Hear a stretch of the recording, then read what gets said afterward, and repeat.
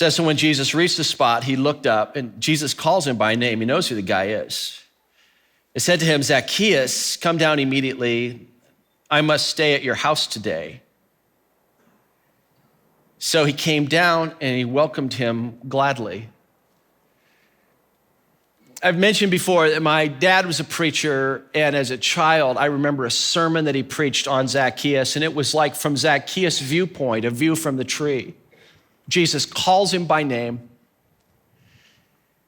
Jesus sees him, he calls him by name, and invites himself over to his house to be a guest. My dad's outline went, he sees me, he knows me, and he wants me. And that is so powerful because we think to ourselves, if you knew me, you couldn't possibly want me.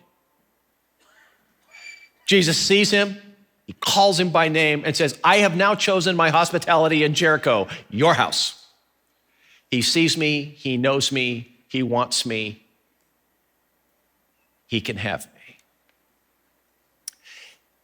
Zacchaeus, it says, he welcomed him gladly. Now, coffee with Jesus, it's 8:10, you look through the window, you might be deeply disrupted because of some of the people Jesus has hanging at the table with him. However,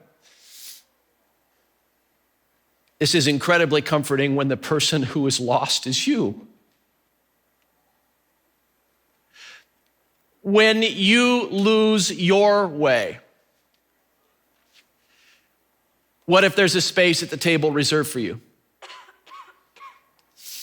What if you find yourself saying, I cannot believe I have called myself a Christian for so long and I pulled that stunt? What in the world possessed me to participate in that? And the spiritual drifter, the spiritual stray, the spiritual outsider, suddenly, friend, suddenly it's you. Question, what if one of the chairs at the table is reserved for you? What if you find yourself awakening one day and saying, I can't believe I said that. It was so destructive and it was so mean. What in the world possessed me?